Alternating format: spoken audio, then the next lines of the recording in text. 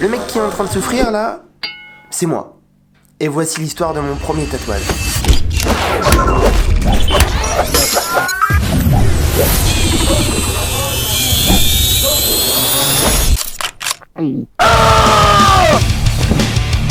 Tout va bien.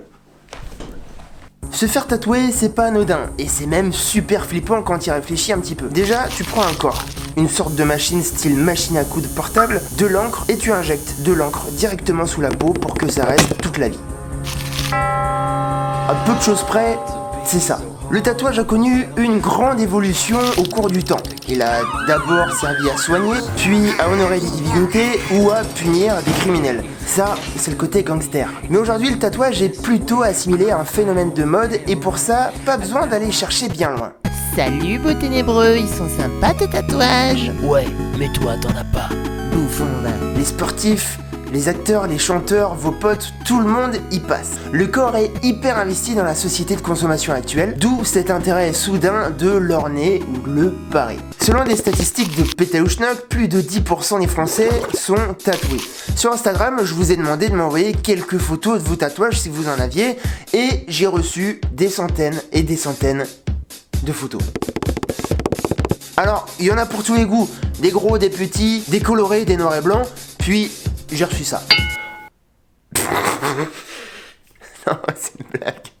C'est faux. Ce qui est marrant de voir, c'est qu'à l'époque, le tatouage était hyper communautaire, alors qu'aujourd'hui, il est vraiment devenu individuel. Reflet d'une société cultivant l'individualisme. C'est bien dit ça. Certains veulent exprimer un voyage, un sentiment, une expression, un souvenir. Moi, c'est un petit peu tout ça à la fois. Mais pour bien comprendre ce qui m'a motivé à me faire tatouer, il faut remonter 4 ans en arrière.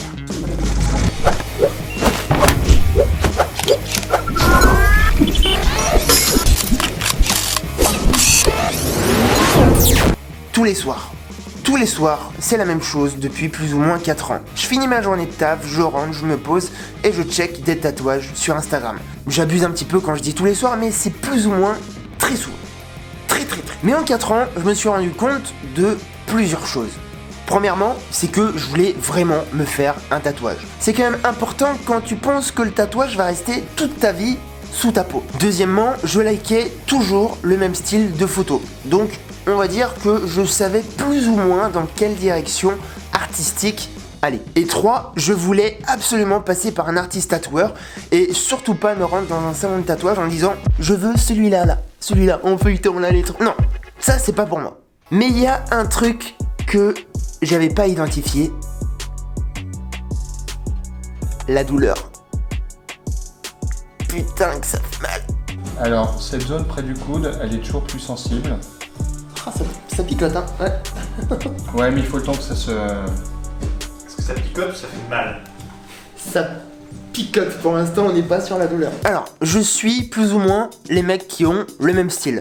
Du minimalisme, des traits fins et de l'enfantin. C'est plus ou moins ce que je kiffe en termes de tatouage. Alors, depuis 4 ans, je suis des mecs comme Mascora, Eugénie Cacher, Lia November, Frédéric Agide ou encore Kagri Durmaz, bref. Puis cette année, je me suis dit, il faut que je franchisse le pas. Donc, nous voici en 2019, mois d'avril, et me voici tatoué. Ça y est, jour J, aujourd'hui, je me fais tatouer le bras.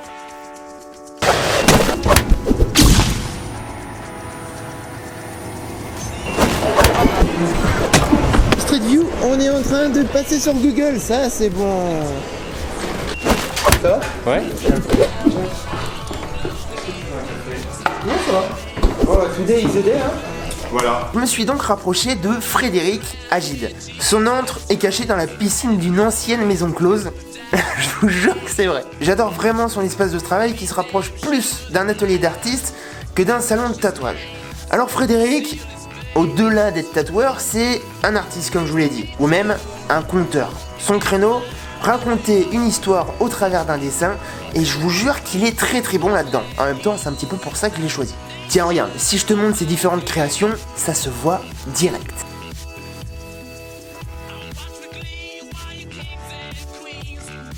Pour mon dessin, il a fallu compiler toutes mes pensées en un croquis. Fred a donc commencé par Un dessin qu'il a affiné, puis il l'a passé sur iPad pour lui donner vie et ajouter des détails. Quand je vous disais que c'est un conteur, c'est pas tout à fait faux quoi. Les amis, il est temps de rentrer dans l'arène. Je vous présente Monsieur Frédéric Aziz. Salut. Ça va, la forme? Bien, ouais. Tu es prêt? Alors moi je suis prêt, mais est-ce que toi t'es prêt? Je stresse un petit peu.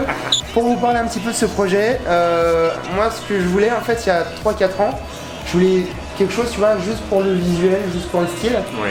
Et finalement je trouve ça bien d'inclure un peu de vécu tu vois à tout ça. Parce que finalement c'est un truc qui est porteur de sens et qui va t'accompagner toute ta vie quoi. Donc c'est quand même mieux si t'as un message qui te concerne. Un tatouage ça commence toujours par le même procédé. En tout cas quand c'est bien fait. On rase, on pose une sorte de décalcomanie sur la zone qui sert de guide pour tatouer, on met une petite crème censée t'apaiser mais qui fait rien du tout, et on y va. Nous voici dans l'arène. Quand c'est ton premier, je te jure que t'es comme ça. Mais au bout de quelques secondes,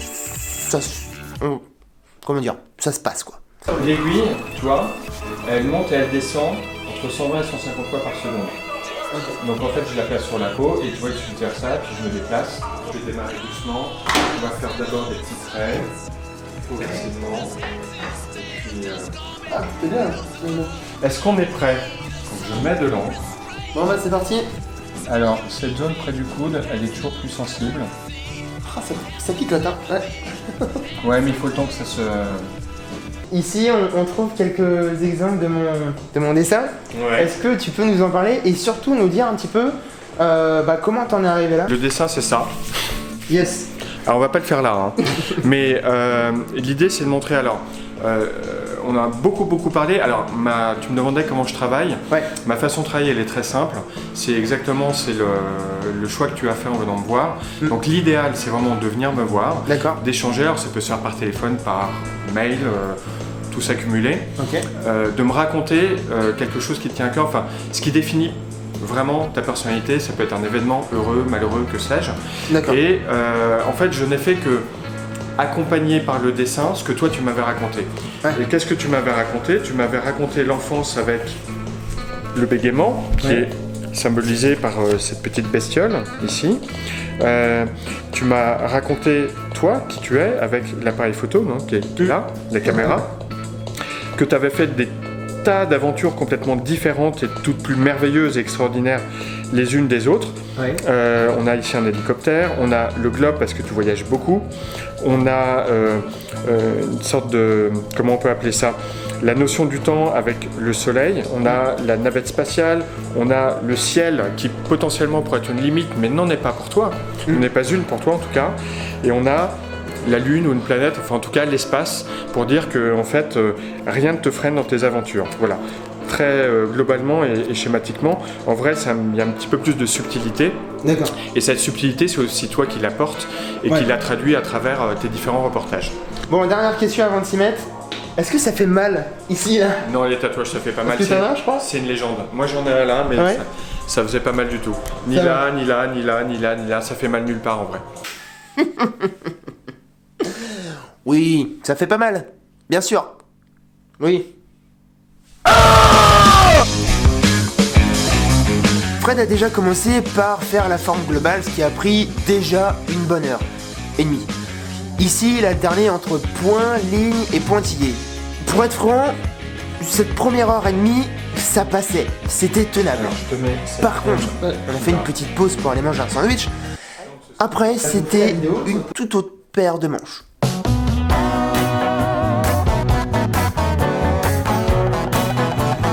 Ah, ça part bien, j'ai l'impression. Non, mais là, le mec fait pas d'effort.